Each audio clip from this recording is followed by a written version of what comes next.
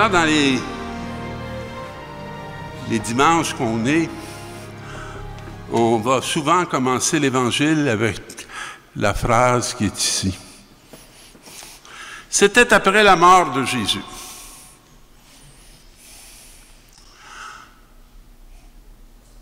Qu'est-ce qu'il y a de différent avant la mort de Jésus et après la mort de Jésus?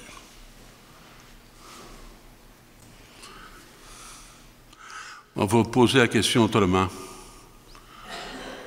Qu'est-ce qu'il y a de différent avant le mariage puis après le mariage? Avant le mariage, alors que tu n'as pas encore vécu avec ton conjoint, ta conjointe, tu as toutes sortes d'idées sur le mariage. Puis après 25 ans de mariage, toutes ces idées-là, tu les as plus. Parce que tu as touché la réalité. Et savez-vous, c'est quoi qui est le plus beau? C'est de toucher la réalité. Avant la mort de Jésus, ils avaient tous une conviction que Jésus était pour les sauver sans douleur. Ils avaient tous une vision d'un Messie triomphant. Comme nous, on a pu avoir l'image que d'être croyant puis du côté de Dieu, c'était une assurance tout risque. Mais après, on ne peut plus avoir ça. Et c'est pour ça qu'il commence avec cette expression-là. Alors, au moment où les disciples touchent la réalité du messianisme de Jésus, ben, ils sont dans un lieu où les portes sont verrouillées parce qu'ils ont peur. On peut peut-être connaître ça, nous autres, les portes verrouillées parce qu'on a peur. Et Jésus vint et il était là au milieu de nous. Savez-vous ce que ça veut dire? D'abord, il n'a pas passé par la porte, il était abordé. Mais ça dit aussi que même si on a peur, ça n'empêche pas Jésus de se tenir au milieu de nous. Et il leur dit, la paix soit avec vous. Je vais vous conter une de mes peurs au début de mon ministère sacerdotal. J'avais peur qu'on m'enferme dans un presbytère.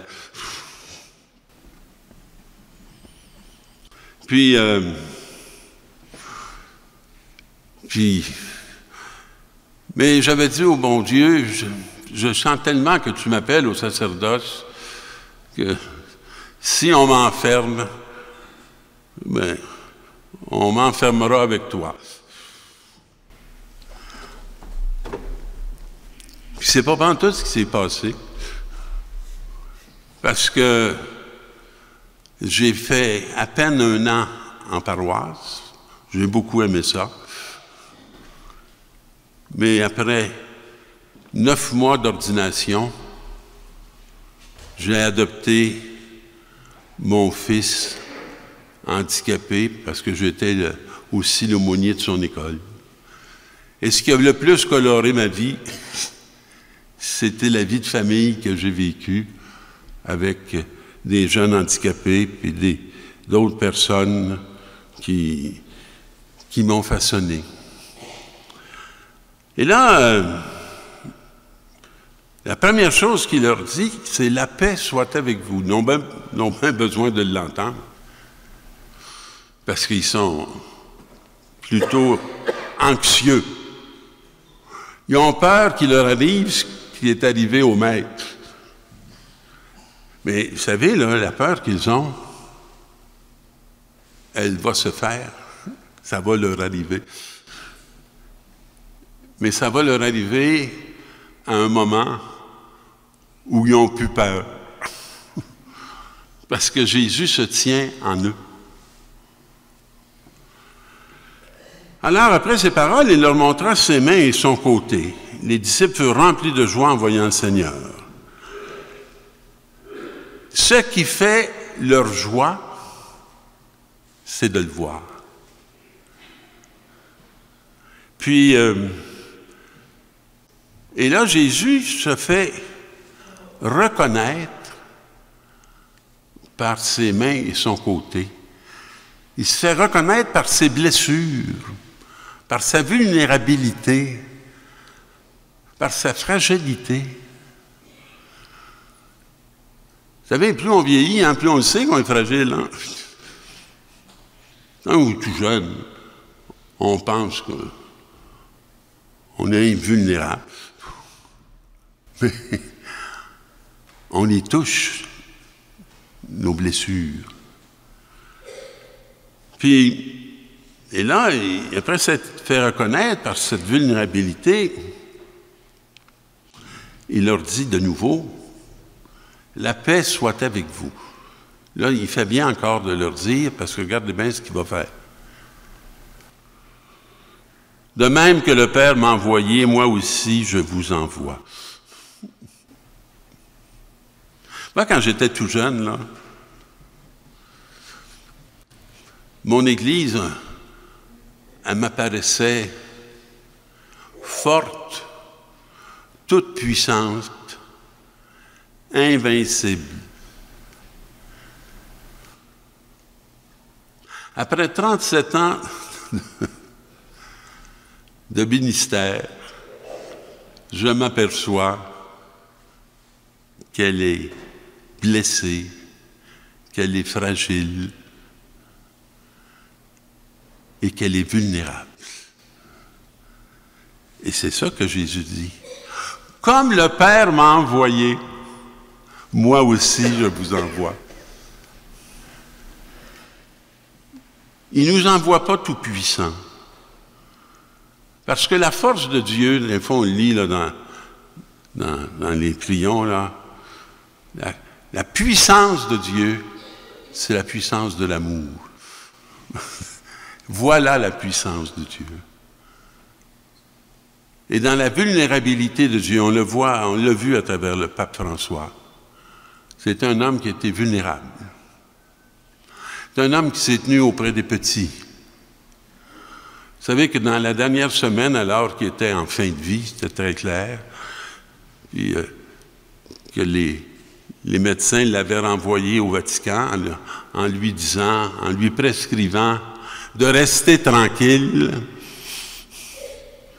Le jeudi qui a précédé sa mort, il est allé à la prison de Rome, comme il faisait tous les jeudis saints. Mais cette année, il n'a pas lavé le pied des disciples parce qu'il n'était plus capable. Mais il a échangé avec eux. Voilà un disciple comme Dieu les aime et les envoie. Et là, ayant ainsi parlé, il souffla sur eux. D'après vous, c'est quoi ça? C'est la confirmation, le souffle. Le souffle. Avant de m'emmener, moi, ce matin, j'ai demandé à mes paroissiens de me souffler dessus. Pour que j'arrive ici avec un peu de souffle. Hein? Recevez l'Esprit Saint. C'est ça dont on a besoin pour la mission. Nous autres, on aime s'assurer qu'on a de l'argent, qu'on a ci, qu'on a ça. Mais lui, il nous assure de son Esprit Saint. Les mariages qui ont du souffle, ce n'est pas nécessairement ceux qui ont un gros compte en banque. Non. Le souffle, c'est quand on est plein de l'Esprit de Dieu. qui vous remettrez ses péchés, ils seront remis. Alors, les péchés, il faut que tu les remettes, parce que si tu les gardes, puis tu les maintiens, l'autre ne sera jamais affranchi. Et si tu remets, tu refais les liens, hein, ça change tout. Il y a comme quelque chose qui se dénoue à l'intérieur. Puis il y a comme des communions qui redeviennent vivantes. À qui vous maintiendrez ces péchés, ils seront maintenus. Il nous invite à agir dans la remise des péchés. Un des 12 didymes n'était pas avec eux quand Jésus était venu. Et les autres lui disaient, nous avons vu le Seigneur. Mais il leur déclara, si je ne vois pas dans ses mains la marque des clous, si je ne mets pas mon doigt dans la marque des clous, si je ne mets pas la main dans son côté, non, je ne croirai pas. Savez-vous qu'est-ce que Thomas n'est pas capable de faire? Il n'est pas capable d'accueillir le témoignage de ses frères. Il n'y a personne d'entre nous qui a donné la main à Jésus. Il n'y a personne d'entre nous qui a marché avec Jésus, là, sur la Terre Sainte. Ça ne nous est pas accessible. Le Jésus de l'histoire, il ne nous est pas accessible. Nous, là, le Jésus qu'on peut rencontrer, c'est le ressuscité. C'est lui qu'on peut rencontrer. Fait que moi, un matin, quand je me suis levé, j'ai dit, parce que j'en avais bien besoin de le rencontrer, je ne vous conterai pas toute ma vie, j'ai dit, m'en va te rencontrer. Parce que je vais à la messe à 10h30. Puis là, ta présence réelle, je vais la rencontrer. Je vais la rencontrer dans le pain, là, qui va être consacré.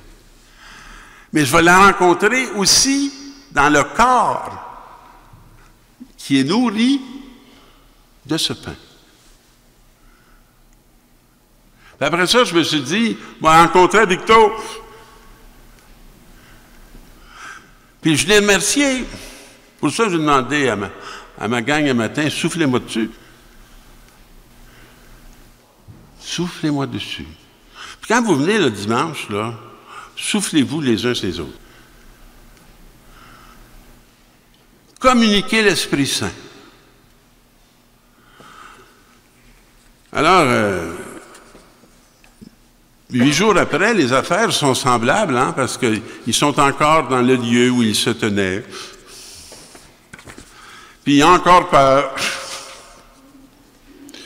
Puis les portes sont encore barrées. Puis il leur dit encore, la paix soit avec vous. Il ne fait pas des réprimandes.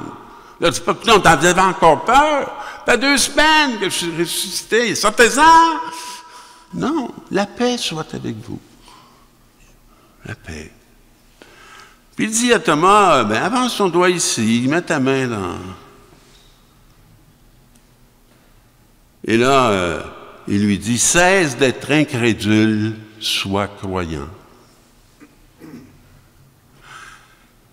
Savez-vous, c'est quoi la grande maladie spirituelle? Une des grandes maladies spirituelles.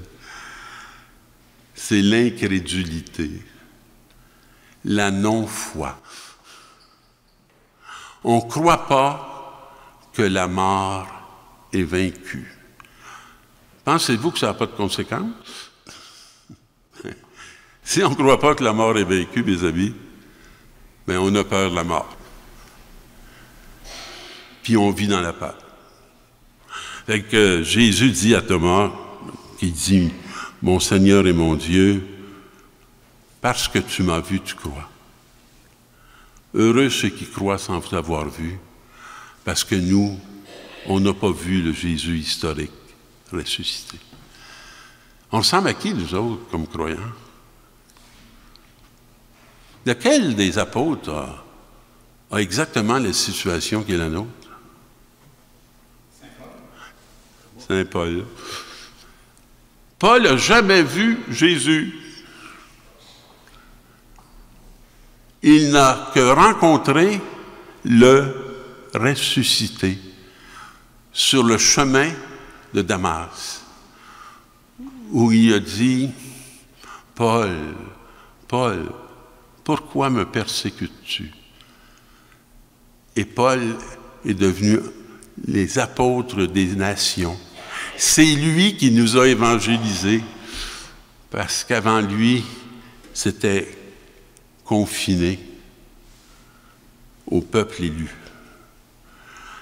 Il y avait beaucoup d'autres signes que Jésus a fait en présence des disciples et qui ne sont pas écrits dans ce livre.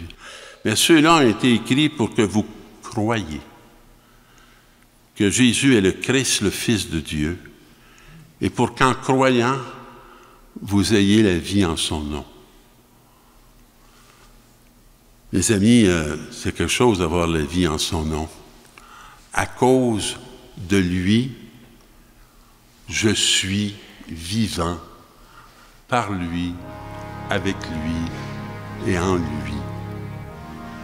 Demandons que cette parole qu'on récite à toutes les liturgies s'accomplisse dans nos vies.